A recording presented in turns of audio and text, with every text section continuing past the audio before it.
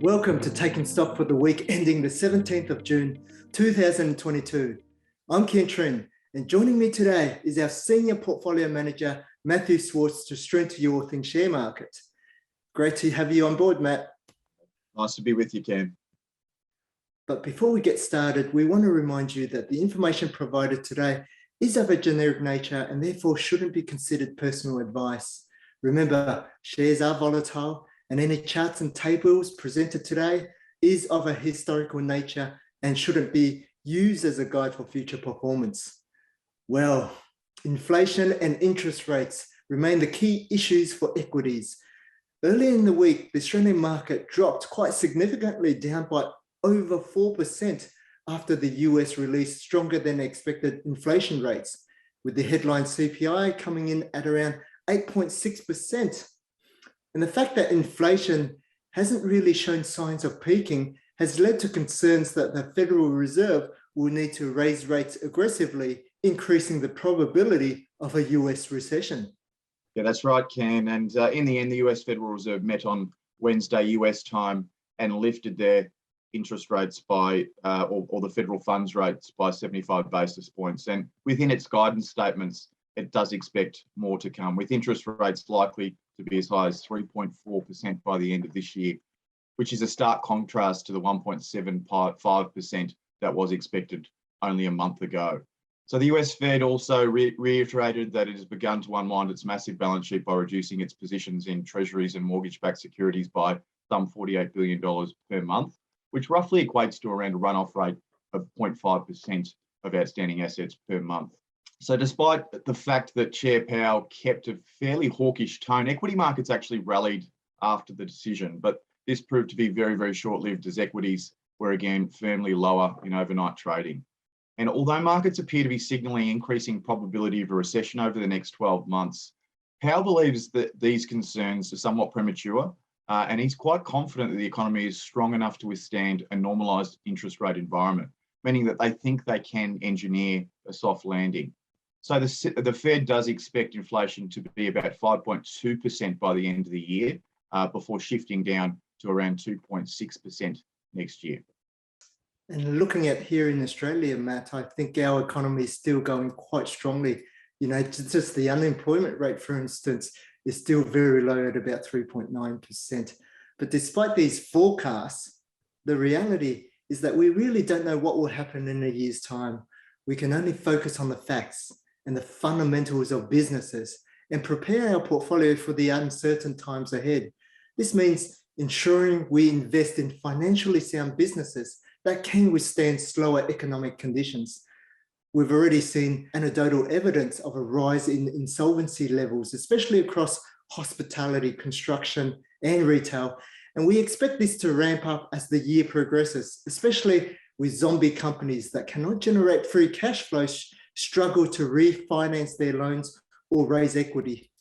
Although this scenario may appear to be doom and gloom, our take here at Lincoln is that a market cleanse and a reset is overdue and even healthy for the economy. Yeah, Ken, and a market cleanse of sorts is definitely underway. Back onto that thread of zombie companies, I note that last night, a well-known cosmetics maker, Revlon Inc., has filed for bankruptcy overnight. Fortunately, our financial health model in the US has had this stock in a distressed state for a long period of time. But this bearish sentiment continues to boil and speculative investments are being pummeled in the interim. You only need to have a look at the cryptocurrency world to see that Bitcoin has lost almost 2/3 of its value since its peak last year. And meanwhile, the once hot buy now, pay later stocks are no longer in favour. Unhealthy stocks like Zipco, Sezzle, Hum Group, Wiser, and MoneyMe are now down significantly over the year. And Block Inc., formerly known as Square, which is the company that acquired the original buy now, pay later operator Afterpay, has been decimated. In the US, its stock is down near 80% from its all-time highs last year. I know, it's pretty crazy. And I think my wife will be pretty disappointed as well, Matt, to understand that Revlon, the makeup company, is in financial distress. But it's not just within the fintech space. Other areas of the market, such as those in healthcare, for instance, like a company called Mesoblast, they've fallen to new lows. Now, the share price of Mesoblast is a perfect case study on the life cycle of these unhealthy businesses. Investors are drawn to the compelling story of investing in stem cell technologies to help body rejuvenation. This led to the share price appreciating by 500%. However, the company has not made any money since listing in 2004, surviving year on year through generous capital raisings from shareholders. And on top of this, the short interest continues to fluctuate at elevated levels on the stock. That is why if you're going to dabble in the speculative end of the market, make sure you have stop losses in place or apply technical indicators such as SD Max or SD30 TSR to avoid significant capital loss. Ensure you are diversified both from a portfolio and asset allocation level based on your risk tolerance and your stage of life. Volatility in the market is normal, so treat it as your friend. But market declines of 20 to 30% don't happen all that often. In most circumstances, represents excellent opportunity for long-term investors that are investing in high-quality businesses. That's right, Matt. Just remember, don't panic. Now, onto some of our star stock highlights this week. We had borderline star growth stock and respiratory care company ResMed. They announced the acquisition of German-based Medifox for US $1 billion. Now, Medifox provides software to hospitals to manage their care documentation, for instance, and billing. But the acquisition was quite expensive. But it will also allow ResMed to take advantage of the growth in out-of-hospital care within the German market. Yeah, it will, Kien. And the deal will be funded by existing cash and debt. But we don't believe the extra debt will impact the financial health of the business, given that ResMed has already low levels of gearing. In addition to that, the acquisition is small relative to its market cap of $43 billion. From an earnings perspective, the deal is not expected to close until the second quarter of 2023, and it will not impact the financial year 22 earnings. However, post this period, we'll expect the earnings contribution to be about 3% to the company. Meanwhile, the month of June normally represents confession season for the Australian market. And unfortunately, our star growth stock and star income stock, salary packaging and fleet management firm, Smartgroup, they released an earnings downgrade over the week. The company announced the loss of a top 20 contract with the Department of Education and Training Victoria, and the news was vague. So we have set up a meeting with management on Monday to try and gain a better understanding of what prompted the non-renewal. And in addition to the contract loss, the group did provide some insight to their first half earnings, and they did guide for their first half earnings to be in line with the first half of the previous year.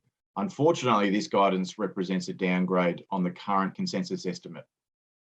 Yeah, we are skeptical of downgrades, especially in a fragile market environment, but we are assessing the stock's star income and star growth stock status, depending on the information we uncover over the next couple of days.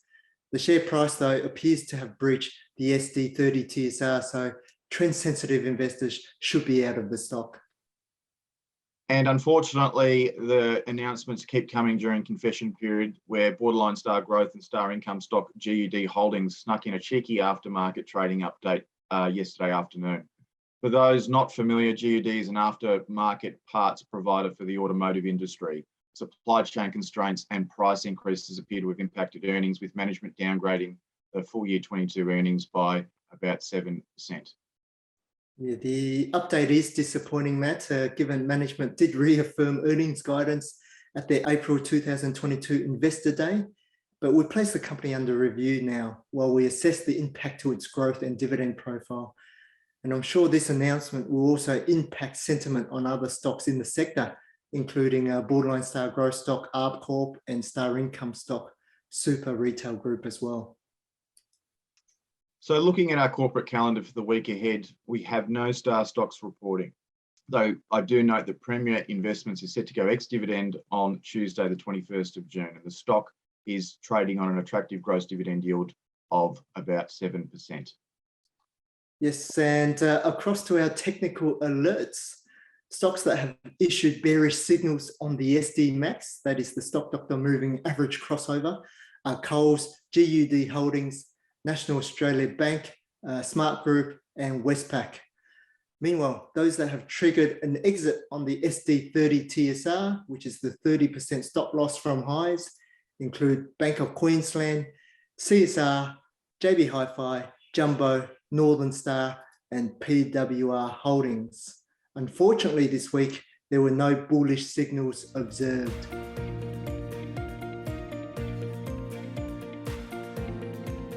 This week, we shine the light on star growth stock, Domino's Pizza. The share price has been under pressure since its March result, which revealed a resilient 45% return on equity and positive sales growth. But the stock has been sold down by about 60% from its highs. What is the reason for this, Matt? Yeah, well, Kien, I think the first obvious reason is that the stock was coming off a fairly high base where, take ourselves back to last year, the appetite across the market for growth stocks was quite high, and the stock was trading on a high multiple. At one stage, topped out at about $160 per share. But within that, there was a small downgrade that led the way for obviously this sort of trend down. And there has been that other narrative playing out where we've seen this big rotation out of growth stocks in this rising interest rate environment, which certainly hasn't helped its cause. Within the business, there are a number of active risks we're obviously monitoring. Rising input cost is key to their margins, and we've already begun to see some level of deterioration in its last results, with its net profit margins falling to 7.9% from 8.5%.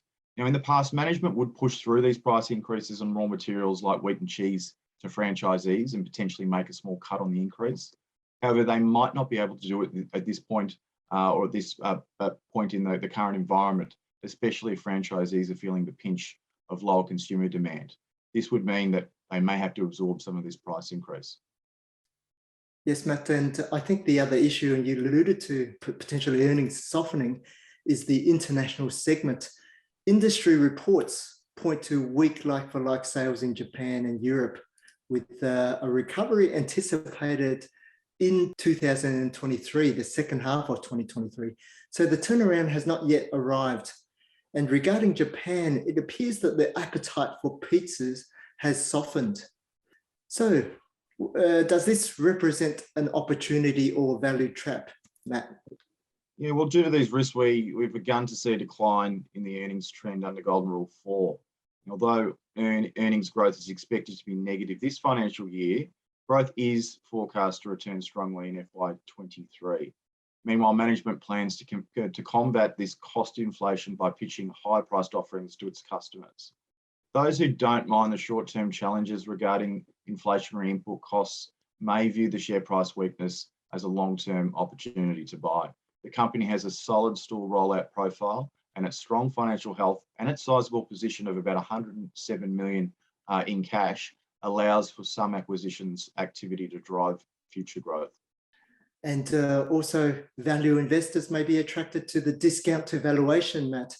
Remember, the price to earnings multiple has also contracted from 65 times to around 30 times.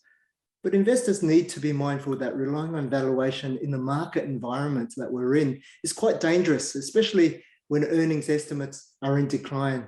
As you can see under Golden Rule 4, the price target has been falling over the last few months. But of course, trend-sensitive investors should be out of the stock because the SD Max and SD30 TSR are in bearish territory. As part of our active risk assessment, we are also monitoring the short interest, which so far remains relatively low at around 4%. And we also note that it's good to see that management holdings remain quite stable, with Domino holding a 2% stake in the business, while Jack Cohen retains his 27% stake.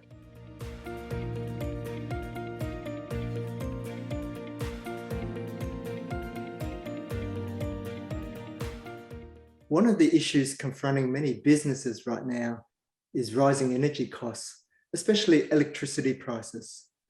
So a relevant question this week is, what stocks are most sensitive to this active risk? Well, inflationary input costs are certainly a heightened active risk we are monitoring, along with materials, labor, and freight across our star stocks.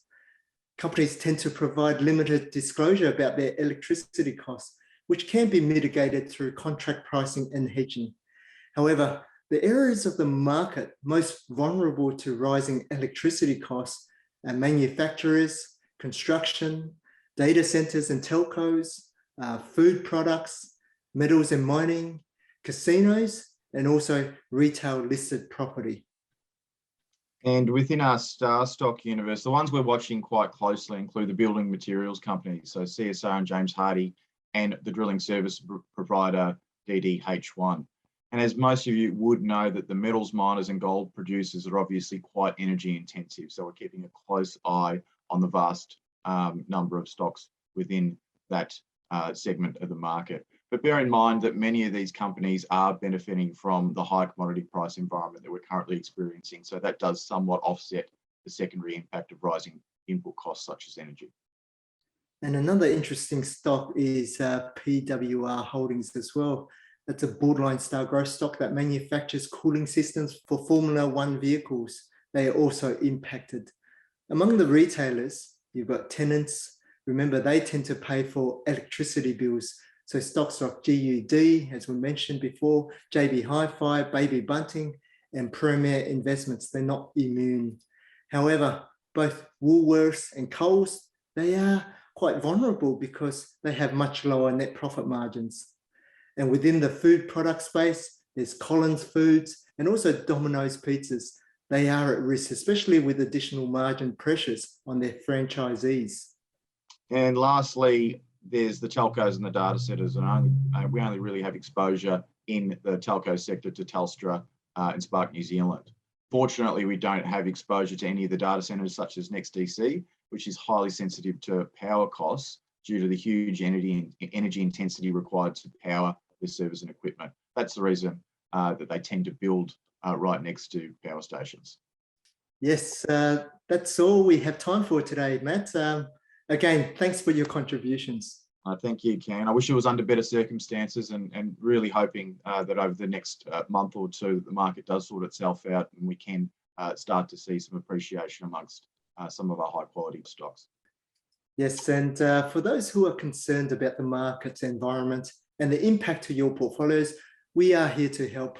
You can tune into our Lincoln Live webinar where Tim Lincoln, yourself, Matt, and our stock doctor expert, Rob Manfrey, and myself help answer any questions you have. And we hope you can make it there. But with markets becoming increasingly volatile, it's important for you not to panic. Remember, invest in your stage of life and have a plan to ride through the volatility because market cycles, they do come and go. Mitigate your portfolio risk by ensuring that you diversify and invest in financially healthy businesses. Take care and have a happy, healthy, and prosperous week, everyone.